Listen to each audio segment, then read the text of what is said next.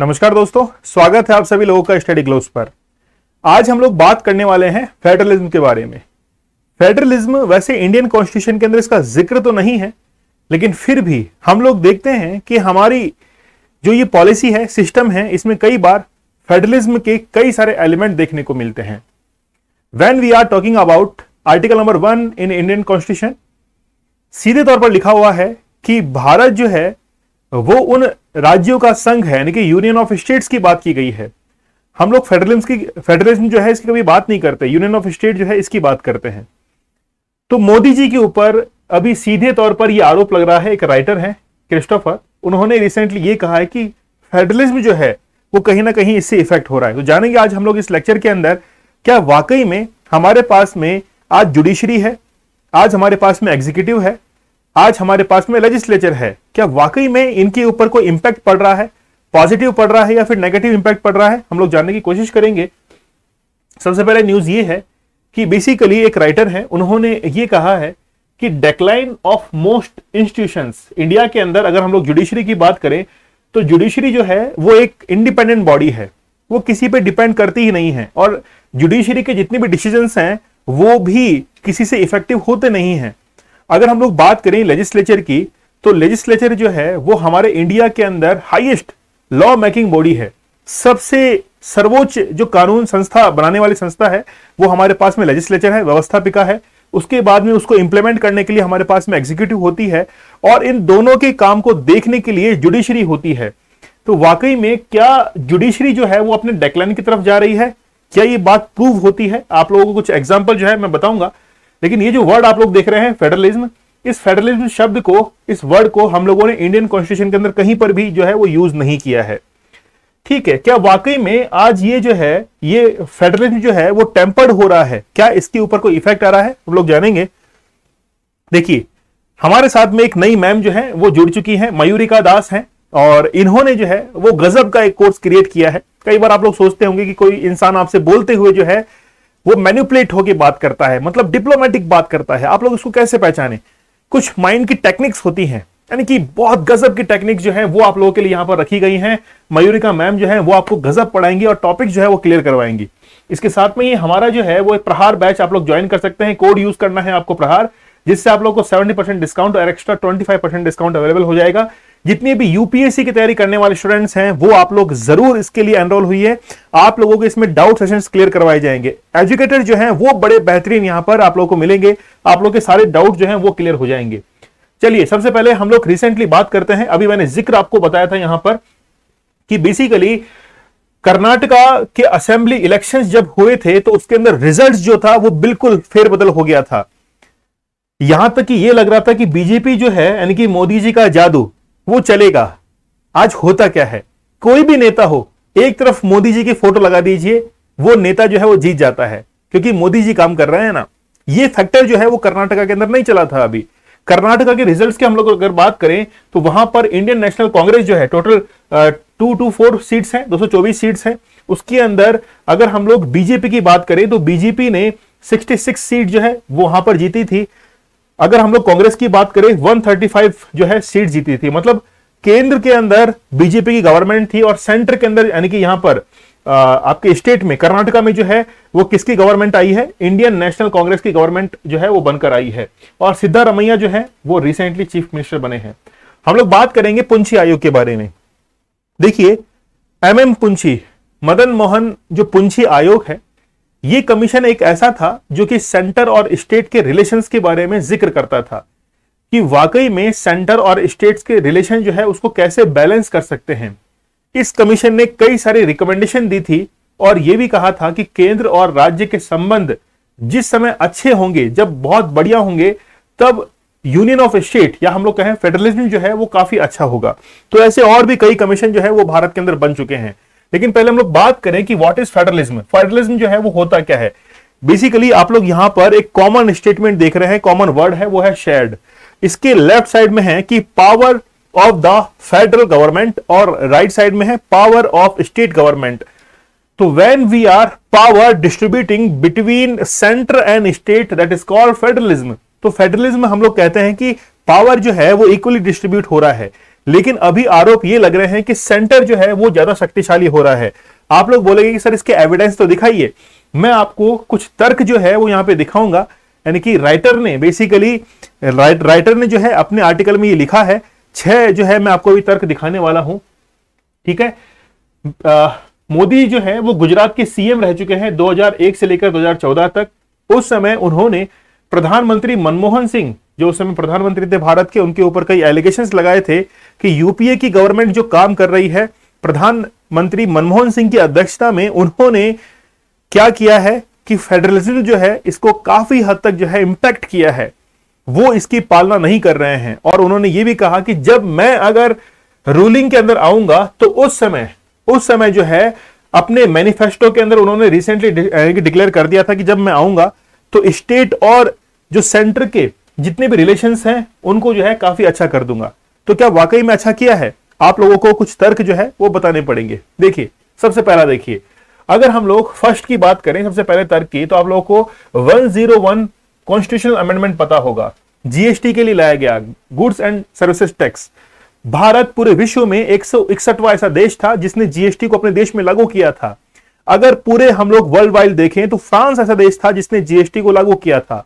GST एक ऐसा subject है जो कि भारत के अंदर जितने भी इनडायरेक्ट टैक्सेस हैं, अप्रत्यक्ष कर हैं, उनको एक जगह समाहित करके एक सीधा सीधा जीएसटी आता है, ठीक है। और उसको पे आप लोग 3 स्लैब्स के अंदर भी करते हैं। लेकिन इसमें बात क्या है, जीएसटी के लिए जब भी जीएसटी काउंसिल डिसीजन करती है तो उसमें 2/3 मेजोरिटी जो है, यानी कि 75% जो वोट होता है वो स्टेट्स करते हैं, जबकि 25% यानी कि 1/3 जो है वो वोटिंग पावर होती है सेंटर के पास में।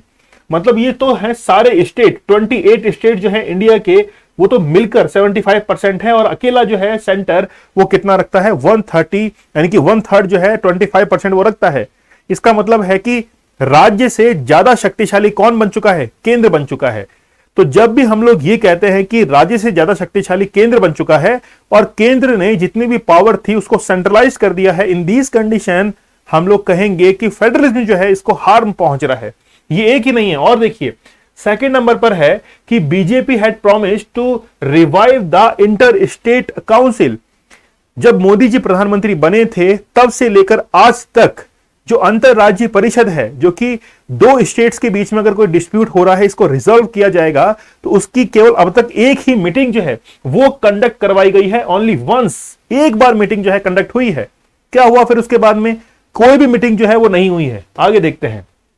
तीसरा हमारे पास में है कि PM Modi resented the central sponsored schemes. आप लोग देखेंगे कि जितने भी सेंट्रल स्पॉन्सर्ड स्कीम्स हैं जो कि मोदी जी के काल में चली हैं 2014 से लेकर अब तक, उन्होंने उनको ज्यादा तवज्जो दी है। पहले से जो स्कीम्स चली हुई आ रही थी उन्होंने उसके ऊपर गौर ही नहीं फरमाया है। बेसिकली ये तो खैर गवर्नमेंट की बात है कि जब भी गवर्नमेंट चेंज होती है तो वो लोग स्कीम्स का नाम चेंज कर देते हैं, अपने नाम पर रख देते हैं। लेकिन सेंटर ने क्या किया कि जितनी भी स्कीम्स थी, जैसे प्रधानमंत्री जनधन योजना है, उज्ज्वला योजना है, ऐसी कई स्कीम्स थी, केवल उनके ऊपर ही फोकस किया। जो पहले से योजनाएं चली आ रही थी उनको ये मान के चलिए बिल्कुल डिसमिस कर दिया, उसके ऊपर कोई भी फोकस नहीं किया गया और पूरी पावर जो थी वो सेंटर के हाथ में चली गई। फोर्थ हम लोग देखेंगे, PM Modi did not consult the chief minister when he took significant decisions. यानी कि जब भी स्टेट के चीफ मिनिस्टर जब भी कोई डिसीजंस लेते हैं तो फिर उसमें चीफ मिनिस्टर की जो है राय ली नहीं जाती है। आप लोग देखते हैं कि मार्च में जो है 2020 के अंदर जब लॉकडाउन लगा था, 21 दिन का लॉकडाउन अनाउंस किया गया था, उस समय प्रधानमंत्री मोदी जी ने किसी भी स्टेट के चीफ मिनिस्टर के साथ में कंसल्ट ही नहीं किया था। इसका मतलब यह हुआ कि आप जो है वो किसी भी चीफ मिनिस्टर को कोई तवज्जो दे ही नहीं रहे हैं, उसकी अहमियत जो है, उसकी पावर, उसको आप पूछ ही नहीं रहे हैं। इसका मतलब है कि आपने जो पावर है वो अपने हाथ में रखी है, सेंट्रलाइज जो है वो पावर रखी है, ठीक है। तो उस समय क्या हुआ था कि जब लॉकडाउन अनाउंस हुआ था 21 डेज का, तो उस समय प्रधानमंत्री मोदी जी ने किसी भी जो मुख्यमंत्री हैं उनके साथ में कंसल्ट नहीं किया था। अगर हम लोग फिफ्थ कंसर्न की बात करें तो आप लोगों को पता होगा कि केरला एक ऐसा स्टेट था जिसको यूएई से फंडिंग मिली थी। यूएई से वहां से यानी कि 700 करोड़ रुपए की फंडिंग आई थी।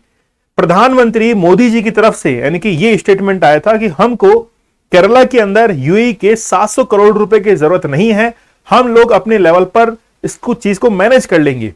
यही नहीं, एक और है, AK-47 की बात है, यानी कि AK-57 की बात है ना, AK-49 की है ना। प्रधानमंत्री जो अरविंद केजरीवाल है, उनकी सरकार जो चली थी वो 49 डेज के लिए चली थी, इसलिए उनको जो है 49 कई बार इस नाम से भी जाना जाता है। तो अरविंद केजरीवाल जो है उनको जो है सिंगापुर जो है इनवाइट किया गया था, सिंगापुर जो है उनको इनवाइट किया गया, और उस समय परमिशन मिलने में काफी देरी हुई और सिंगापुर से फिर उस पूरे के पूरे प्रोग्राम को जो है वो कैंसिल कर दिया गया था। तो सेंटर से परमिशन मिलनी थी, लेकिन वो परमिशन जो है वो बड़ी देरी से मिली, इसलिए पूरा प्रोग्राम जो है वो कैंसिल हो गया था। फिर देखिए 6 नंबर के अगर हम लोग तर्क की अगर बात करें, एविडेंस की बात करें, तो the politicians of the office of governor, basically बात कही गई है कि जब भी प्रेसिडेंशियल रूल की बात आती है तो आर्टिकल नंबर 356 का मिसयूज होता है। देखिए आर्टिकल नंबर 356, मैं आपको 2 आर्टिकल्स बताता हूं, अगर आप लोग गौर करेंगे तो हमारे पास में एक तो है आर्टिकल नंबर 356, जिसके तहत प्रेसिडेंशियल रूल जो है, राष्ट्रपति शासन वो लगता है। अगर वहीं पे हम लोग बात करें आर्टिकल नंबर 365 की, अगर मान लीजिए कि किसी भी स्टेट के गवर्नर ने, राज्यपाल ने अगर सेंटर के अंदर राष्ट्रपति को यह रिकमेंड कर दिया है कि राज्य में जो व्यवस्थाएं चल रही हैं वो ठीक ढंग से नहीं चल रही हैं, तो इन दीज कंडीशंस राष्ट्रपति शासन लगाया जा सकता है। अगर आप लोग ये भी देखते हैं कि राष्ट्रपति की जो नियुक्ति होती है, प्रेसिडेंट जो है इनको अपॉइंट किया जाता है मिनिस्टर ऑफ काउंसिल के द्वारा। मिनिस्टर ऑफ काउंसिल जो है वो राष्ट्रपति को क्या करती है, अपॉइंट करती है, और मिनिस्टर ऑफ काउंसिल जो है इसका हेड होता है पीएम। तो पीएम जिसको चाहते हैं वो किसको करते हैं, प्रेसिडेंट जो है वो अपॉइंट वहां पर करेंगे, ठीक है। खासतौर पर इलेक्शन तो होते ही है, लेकिन प्रेसिडेंट जो है वो गवर्नर को हर स्टेट के अंदर जो है अपॉइंट करते हैं। तो जैसा प्रेसिडेंट कहेंगे वैसा गवर्नर करेगा, या फिर हम लोग कहें कि जैसा एमओसी कहेगी वैसा वैसा गवर्नर करेगा। तो गवर्नर ने अगर रिकमेंडेशन दे दिया है प्रेसिडेंशियल रूल के लिए, तो फिर उस स्टेट के अंदर प्रेसिडेंशियल रूल जो है राष्ट्रपति शासन को लगेगा।